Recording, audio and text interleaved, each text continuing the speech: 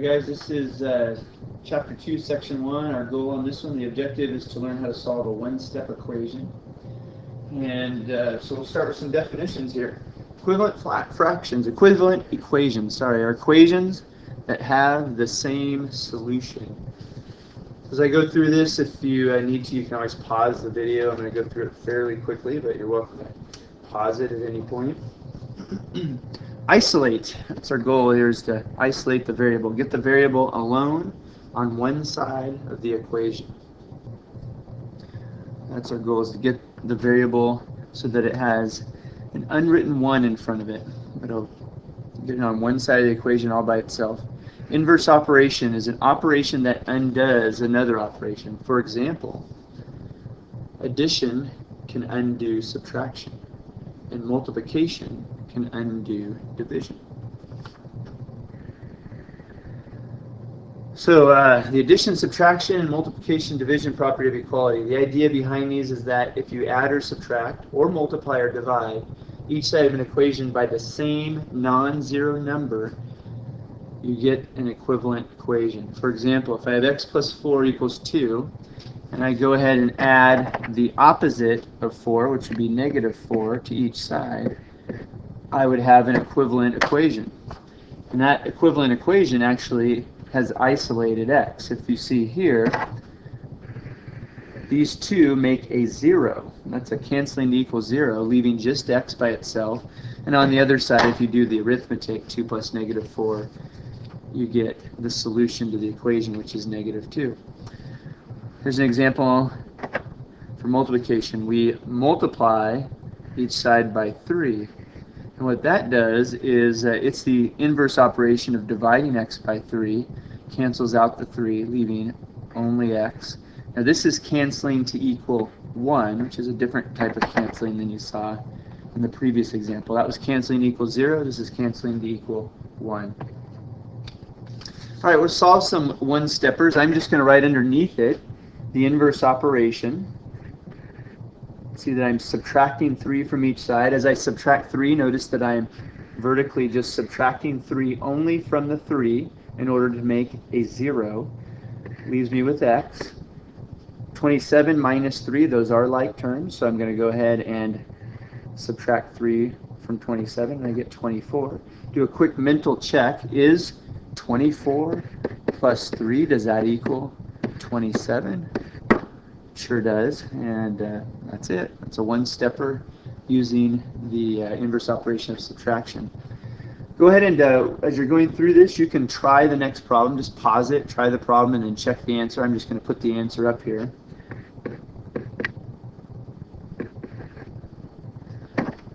Hopefully you got x equals negative 8. What would happen if we decided to add 2 to each side of the equation? So if we added 2 instead of subtracting, here's what it would look like. We'd have x plus 2, and then we add 2 to each side. We add 2 here, we add 2 here. It's a common mistake.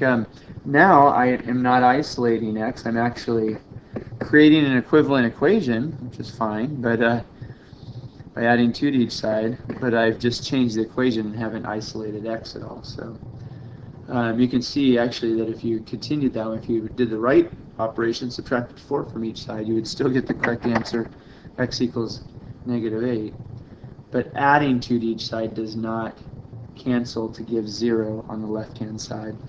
All right, what is the solution of x minus 4 equals 12? We're going to add 4 to each side. So x equals 16. Do a quick mental check. 16 minus 4 is 12. On the second one here, we have the b on the right-hand side. That's not a problem. We can leave it on the right-hand side. Add 3 to each side. Negative 7 minus 3 is negative 4. And we have negative 4 equals b. So if I put negative 4 right in here, negative 4 minus 3, verify that that equals negative 7. Go ahead and pause the video and try the next 2 on your own.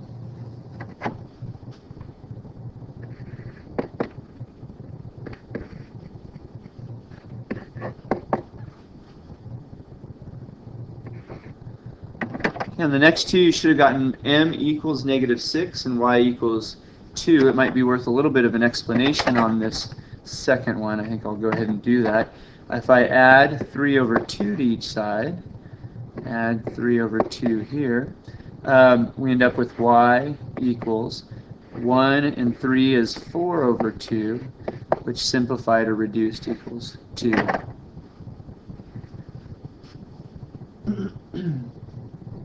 Self-check down here so you can see how you did on these. See if you got them. Put 2 out of 2 if you got them both, or 1 out of 2 if you got 1. All right, solving an equation using division. Here we have 4x. When in algebra, when you have a number written right next to the letter, it means multiplication. The inverse operation of multiplying x by 4 would be to divide by 4. Whatever you do to one side, you have to do to the other. Notice that 4 divided by 4 cancels to equal 1, leaving me with 1x equals 5. Just verify that that works. 4 times what equals 20? 5 will work. And the second one, I'm dividing by the number in front of m, which is negative 2. I've got to divide both sides by negative 2, which gives me m equals negative 18. Go ahead and pause the video and try the next two on your own.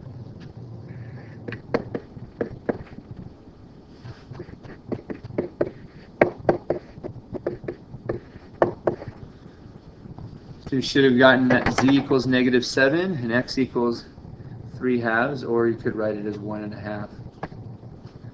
Solving an equation using multiplication. Here I have x divided by, this would say divided by when you have the x over the 4. And so the inverse operation of dividing x by 4 would be to multiply x by 4. Do the same thing to the other side. Notice that these cancel to give 1. X equals negative 36. And just verify that negative 36 divided by 4 does equal negative 9. Same thing on the second one here. We have negative c over 2. We're going to go ahead and multiply each side by negative 2 this time. The reason for that is because of the negative here. That means these will cancel out, giving me 1. That's c. And over here we've got to do the same thing. Multiply by negative 2. So c equals negative 6. Go ahead and pause the video and try the next two.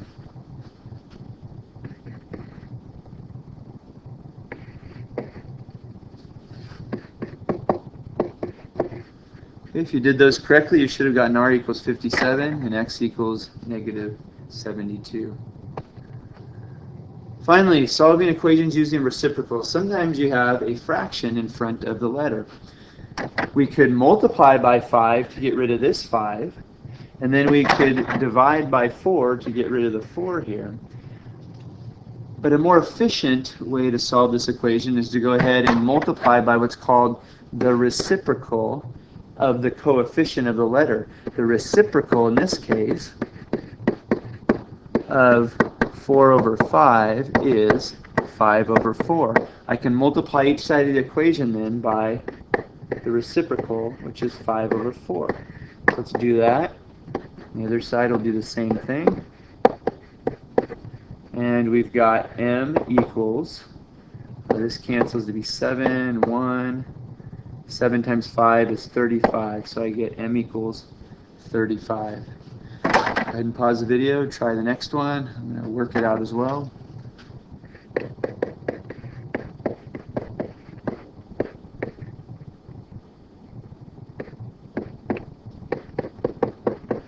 You should have gotten x equals 16. Explain why you multiply by the reciprocal to solve the above problem. The big idea is that it takes care of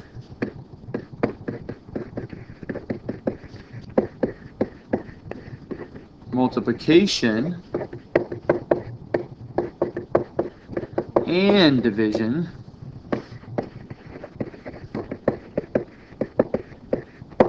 in the same step. I hope this helps. Thanks for watching.